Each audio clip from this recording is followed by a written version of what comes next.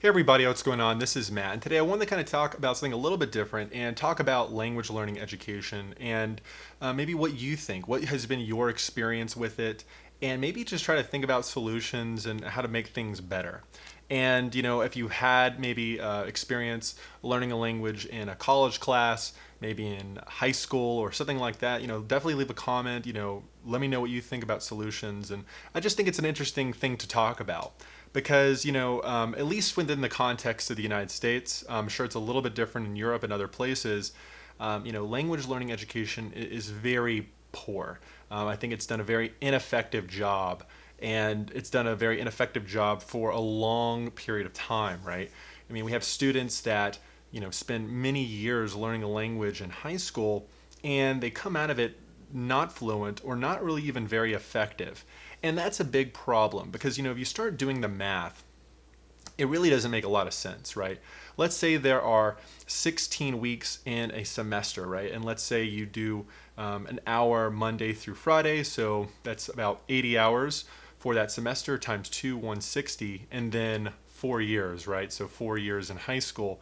You're talking in the 500 600 hour range. Now obviously there would be some stuff like on that assumes no time outside of the class, right? No time for tests and things like that. So it's going to be a little bit different, but you're talking about 500 plus hours, right, over the course of 4 years. 500 800 something like that hours. And if we kind of cross reference that to the FSI, or other guideposts, that is plenty of time to get to a very competent level to fluency, at least in some of the Romance languages like Spanish or French or things like that, and for a native English speaker.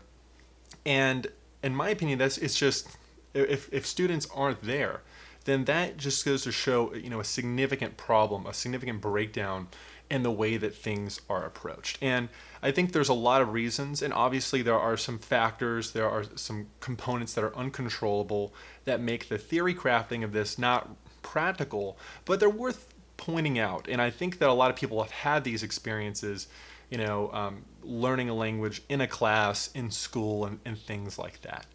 I think the first thing is that, realizing that a lot of language learning is very independent in nature, right? A lot of it is just totally geared for self-study, whether that's learning a lot of words, listening, comprehension, reading, things like that, where you really don't need a teacher to be explaining things on a board. It's just very inefficient to try to give students vocabulary or things like that when it's just far more effective that everyone is self-studying on their own. And I think that is the critical approach to take schooling in the future, and in particular with language learning. And it has so many advantages, right? Because through that self-study approach, no one's progress is hindered by the lowest link. So people can progress at their own pace, and they can focus in on the things that maybe they want to work on or they're struggling with. Maybe someone understands this grammar concept, the other person's struggling with it, and so they can kind of not be hindered by kind of the different needs of each student. Let's say some people come in with a higher skill level, their progress is not hindered as a result of that. And there's a lot of people that are very bored in those classes and things like that. And just not hindering people's progress and momentum can be so critical and the key in the end of the day. But I think it's also kind of an aspect of ideally being motivated to learn the language. And, in an ideal world, there should be this choice about what you can pick. And I understand that there's a practical reality that there's not resources to do that. Obviously, if you take a self-study approach, you have so much more possibilities than being limited by the resources of that school. But let's just say that you are limited. Well, I think that spending that first week or something like that, where it's really about showing the benefits of learning a language or showing the cool aspects, is very important to really just kind of reinforce that meaning, that why behind why you're learning a language. I think that's very critical, as well. The thing about it too is that it's just the implementation, obviously, of a lot of these ideas is not easy, and I understand that, right? There's the kind of dynamic that certain students just don't have access to certain resources as others. There is the bureaucratic obstacle that you have to overcome. There's so many different things that really hinder this in the end of the day. But ultimately, even if it's theoretical in nature, I think it shows the possibilities. It shows, what is possible and the way that things are going inevitably, right? With technology and the way that you can do things, it just makes sense that it's going to go in that direction. But we seem to be stuck in a lot of ways, stuck in a time warp in the 1960s and this 1920s method where we have a traditional classroom setting, but that makes no sense, right? Especially with so many resources, that are available.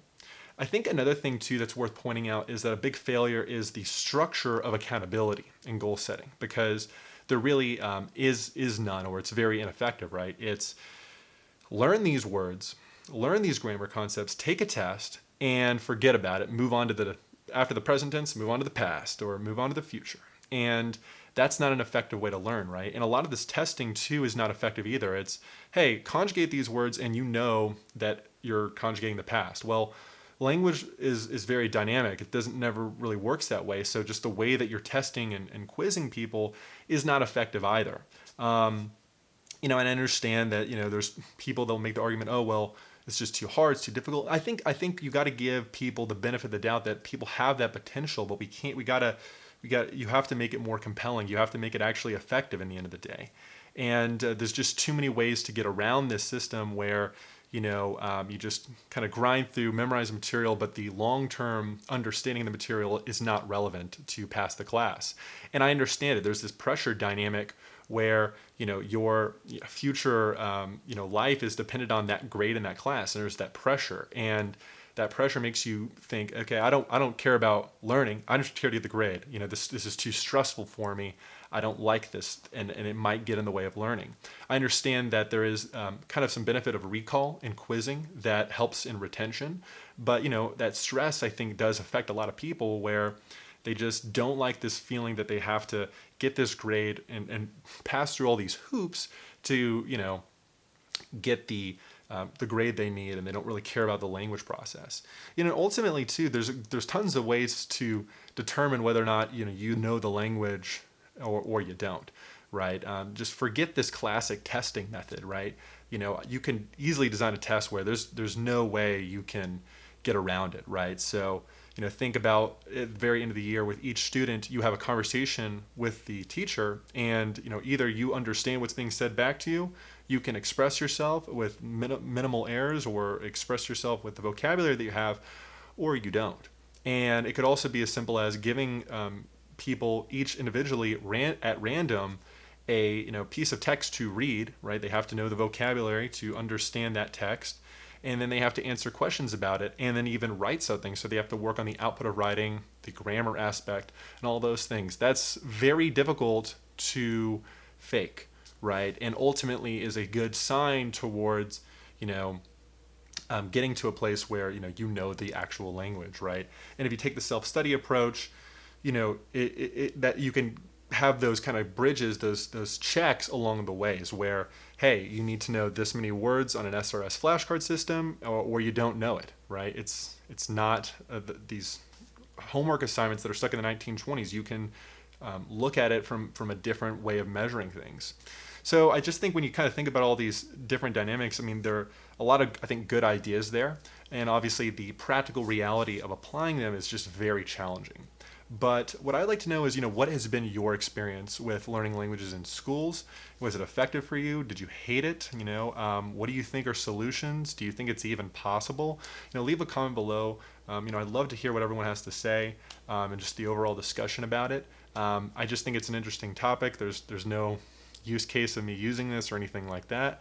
But I think it's just good to kind of sometimes think about these things, and it's nice change in pace sometimes. So let me know what you think, and I'll see you in the next video. Take care.